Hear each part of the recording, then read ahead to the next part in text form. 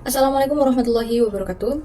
We are from Group 5 and today we are going to present about the external factors for English learner. Language learning is influenced not only by internal abilities but also by external factors that shape how learners acquire language.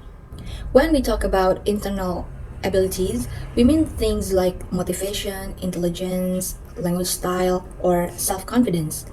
These are very important because they determine how a person responds to learning challenges. But they are not the only factors that matter.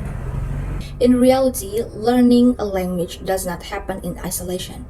People do not just learn by memorizing grammar or vocabulary from books. Learning happens when students are exposed to language in real situation, when they hear it, use it, and interact with others. And this is where external factors become very important. The point is, while internal factors prepare learners mentally, and then external factors provide the real-life opportunities to use the language, to practice it, and to make meaning through communication.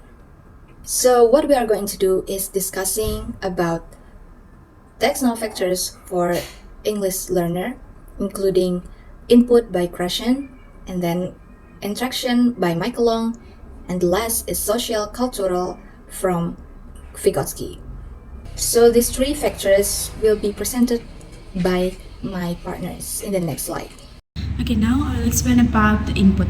Input refers to all the language that learners are exposed to through listening or reading. It serves as the most essential external factor in second language acquisition because it provides the foundation for developing language skills. And according to Krashen, effective input should be both comprehensible and meaningful, meaning that learners can understand the overall message even if they don't understand every single word. In short, quality input helps learners build their language naturally and effectively. Okay. Next is one of the most famous theories about input is Krashen's input hypothesis. Krashen explained that learners acquire a new language when they receive comprehensible input, that is, language they can mostly understand even if it's slightly above their current level of proficiency. He calls this level as I+1, where I is the learner's current ability and +1 is small step higher than current level. In other words, teachers should provide language input that is slightly challenging but still understandable, so that learners can continue to develop and progress naturally. Okay, there are several factors that influence the quality of input learners receive. The first is the learning environment. This refers to how often learners are exposed to the target language. For example, students who watch English videos or listen to English music outside of class get a much more natural input than those who only study in the classroom. And the second one is the speaker factors such as accent, speech rate, and pronunciation clarity. For instance, some learners might find it easier to understand teachers who speak slowly and clearly, while they might struggle with native speakers who talk very fast or use strong accent. And then the third is task factors, which involve the type of listening or reading activity. Certain tasks can help learners focus more deeply on the input. For example, tasks like note-taking or summarizing can help learners focus on key ideas. And the last one is the affective factors, which include learners' motivation, interest, and emotional engagement. When learners are interested in the topic, for example, listening to a podcast about their favorite hobby or favorite things, they are more focused and process the input more effectively. So, in short, good input should be rich, meaningful, and frequent, giving learners many opportunities to understand and use the target language.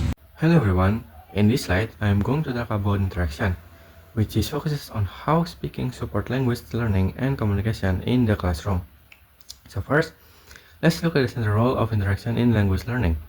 Interaction is one of the most important elements in the process of learning a language. Through interaction, learners are able to use language actively and meaningfully. So it's not just about learning grammar or vocabulary. but also about using English to express ideas, share experience, and understand others. When students participate in classroom discussion, ask questions, or respond to their peers, they are building real communication skill. This process helps transform language input, which is what they hear and read, into language output, which is what they can actually say and use in conversation. So interaction is really a bridge that connects language knowledge with real communication. Now let's move to teaching speaking. Teaching speaking means helping learners use English naturally and confidently. It is more than just repeating words or memorizing dialogues. It is about expressing thoughts, opinion, and emotion. Teacher can use activities like group discussion, role plays, interviews, and storytelling to make learners more active and engaged. Through these activities, students get the chance to negotiate meaning, receive feedback, and improve their fluency and accuracy. A good speaking class allows learners to experience with language, make mistakes, and learn from them, all within supportive environment where communication matters more than perfection. Now, let's talk about using English for intercultural spoken communication. In today's world, English is used as an international language, which means that we often speak with people from different cultural backgrounds using English. And because of this, teaching speaking should also include developing intercultural awareness.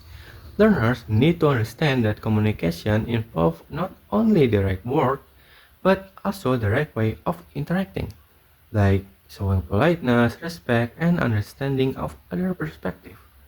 By participating in the intercultural communication through classroom activities like debate, simulation, and cultural role plays, learners can develop both fluency and cultural sensitivity.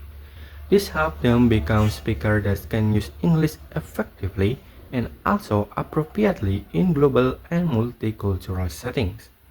And finally, let's move to English for vocational purposes or EVP. So this part focuses on how speaking is used in a professional or workplace situation. English for vocational purposes prepare learners to communicate effectively in a real job-related context, such as meeting, customer interaction, or presentation. In EVP classes, teachers can use realistic tests like mock interviews, service dialogues, or workplace roleplays to simulate real communication scenario. These activities help learners build confidence and professionalism in using English at work, which also connect classroom learning to practical need, showing how English can support learners' future careers and communication in international environment. And that's all for me. So this slide explains how social, cultural, and contextual factors shape the way people learn a language. First, language is essentially a social product. It develops through interaction with others, and we don't just learn it from grammar books, but by using it to take part in everyday social life. The second is cultural shape the meaning of language. Each culture has its own values, beliefs, and norms that influence how people communicate. For the example, the way people greet or show respect can vary depending on cultural background.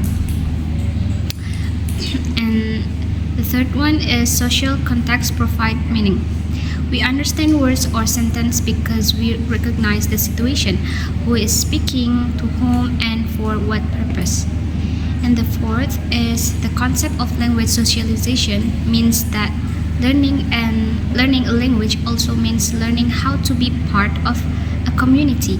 It's adopting its ways of thinking, behaving, and expressing ideas. Lastly, effective language learning happens when it reflects real-life communication. In other words, learners should experience authentic social interaction, not just memorize structure or vocabulary. Conclusion. In the process of language acquisition, input serves as foundation for learners to develop their internal language system. However, not every input directly turns into intake of usable knowledge. It must first be understood as meaningful, processed actively through interaction and negotiation of meaning and connected to the learner's social and cultural experience. This stage shows that language learning is not only about receiving information, but also about transforming that information through engagement and context.